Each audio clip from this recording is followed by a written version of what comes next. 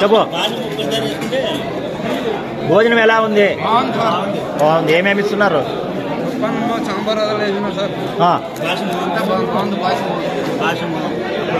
దీనివల్ల మీకు బాగా మంచి ఉపయోగమైన బయట 100 రూపాయలతో కూడా అన్నం దొరుకుతుంది. బయట అన్నం ఇట్లా అన్నం దొరుకుతుంది. ఓకే 100 రూపాయలు పెట్టే కానీ ఇట్లా అన్నం దొరుకుతుంది. బాగా మార్కెట్లో బాగా ఇది పెట్టింది మంచిదేనా? మంచిదే ప్రజలకి, రైతులకి. అవును, పెద్ద పెద్ద హోటల్కి పోతే ఎంత అవుతుంది? 150. మీది ఆ ఊరు? కోసి. ఏమేమి ఇస్తున్నారు సార్? పాయసము, అన్నం, సాంబారు, చట్నీ అన్నీ.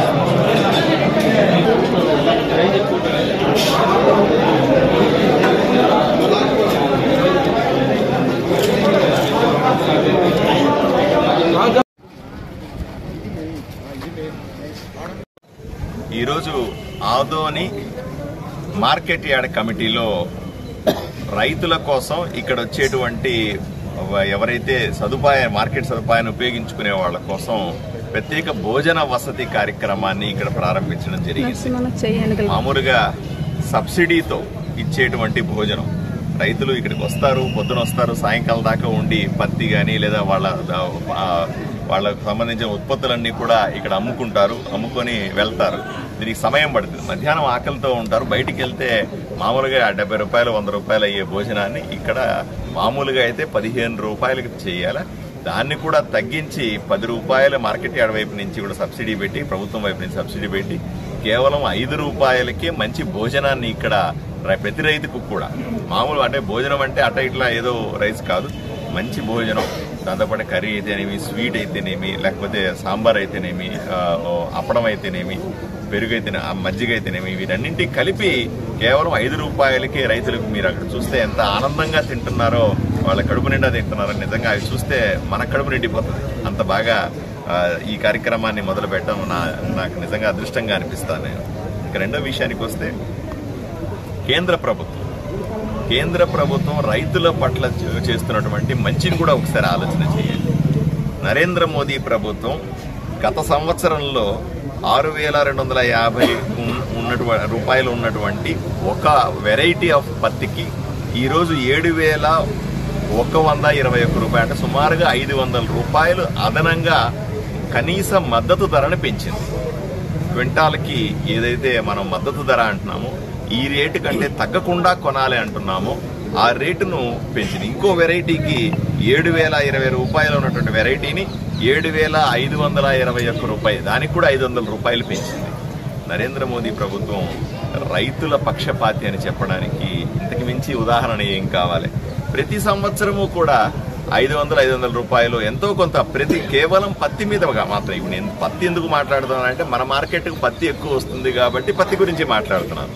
ఎన్నో రకాల రైతులు పండించే పంటలకన్నింటికీ కూడా, అది వరి అనుకోండి, జొన్న అనుకోండి, ఇంకోటి అన్నింటికీ కూడా కనీస మద్దతు ధరని కేంద్ర ప్రభుత్వం పెంచి రైతులకు మంచి చేసే ప్రయత్నం చేస్తాం. అదే సందర్భంలో పొరపాటు ఒకసారి ఏమవుతుందంటే, మార్కెట్కి ఎక్కువగా పత్తి రావడం, లేదా పత్తి క్వాలిటీ సరిగా లేదని రైతులు కొనకపోవడం, ఇట్లాంటి సందర్భాల్లో కేంద్ర ప్రభుత్వం ఈరోజు కాటన్ కార్పొరేషన్ ఆఫ్ ఇండియా ద్వారా తప్పనిసరిగా రైతులను ఆదుకునే ప్రయత్నం కూడా చేస్తాం. ఎప్పుడన్నా పొరపాటున ఈ కనీస మద్దతు ధర కంటే కూడా, అంటే మనకి ఇవ్వాల్సిన 7,121 కానీ 7,521 కానీ దీనికంటే కూడా బాగా తగ్గిపోయింది. రైతులు నష్టపోతారు కదా. అలా నష్టపోకుండా కాటన్ కార్పొరేషన్ ఆఫ్ ఇండియా ఈ ధరలకే రైతుల దగ్గర నుంచి కొనడానికి కూడా సిద్ధంగా ఉంది. ఈ రోజు మార్కెట్ ధర బాగుంది కాబట్టి ఇబ్బంది లేదు. కానీ ఈ సీజన్లో ఇప్పుడిప్పుడే బాగా మొదలైంది సీజన్లో రావడం పత్తి, ఇంకా ఎక్కువ వస్తుందని ఊహిస్తా ఉన్నాం.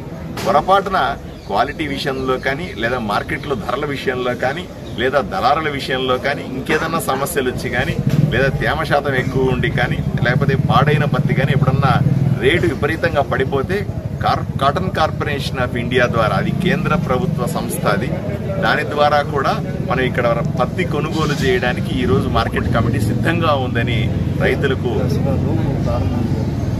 ఈ కార్యక్రమం కూడా, ఏదైతే కాటన్ కార్పొరేషన్ ఆఫ్ ఇండియా వచ్చి ఇక్కడ స్టాల్ ఏర్పాటు చేసి అది రెడీగా మనం కొనడానికి కూడా దసరా లోపలే చేయమంటాం.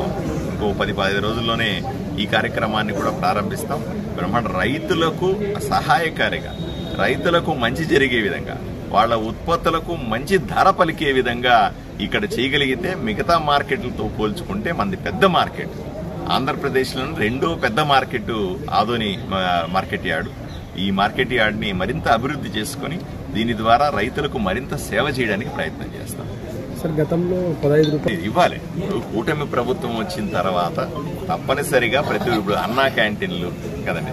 జగన్మోహన్ రెడ్డి అప్పటిదాకా, అంటే మీకు బాగా గుర్తుండాలి సార్, చంద్రబాబు నాయుడు గారు 2014లో అధికారంలోకి వచ్చిన తర్వాత అన్నా క్యాంటీన్ల పథకాన్ని ప్రారంభించినాడు. ప్రతి ఒక్కరికి 5 రూపాయల భోజనం అని పెట్టినాడు. కడుపు నిండా తినేవాళ్ళు. మీరు ఆలోచన చేయండి, ఇక్కడ వచ్చిన రైతు, ఇక్కడ వచ్చిన డ్రైవరు, లేకపోతే ఇక్కడికి వచ్చినటువంటి రైతుతో వచ్చిన మనుషులు బయటికి వెళ్లి భోజనం చేస్తే 5 రూపాయలకు 10 రూపాయలకు భోజనం దొరుకుతుందా అని అడుగుతా ఉన్నా కదా. బాధేస్తుంది. ఎవరికైనా సరే 70 రూపాయలు 100 రూపాయలు పెట్టి భోజనం చేయాలంటే బాధేస్తుంది. సో ఇక్కడ మనం ఏదైతే అన్నా క్యాంటీన్ల ద్వారా భోజనాన్ని మనం సప్లై చేస్తున్నాం, అదే రకమైన భోజనాన్ని అదే మంచి క్వాలిటీతో ఇక్కడ సబ్సిడైజ్ రేట్లు మరింత 15 రూపాయలు ఉండే సబ్సిడైజ్ రేట్ ఇంకా 10 రూపాయలు తగ్గించి 5 రూపాయలకే భోజనం ఇస్తే అన్లిమిటెడ్గా, అంటే ఎంతైనా భోజనం చేయొచ్చు. మామూలుగా ప్లేట్ భోజనం 70 రూపాయలు అంటారు, ప్లేట్ భోజనం 100 రూపాయలు అంటారు. ఇక్కడ అట్లా కాదు, నువ్వు ఎంత అడిగినా భోజనం పెడతారు. కాబట్టి ఈ భోజనాన్ని ఇవ్వగలిగితే వాళ్ళకి సంతృప్తి.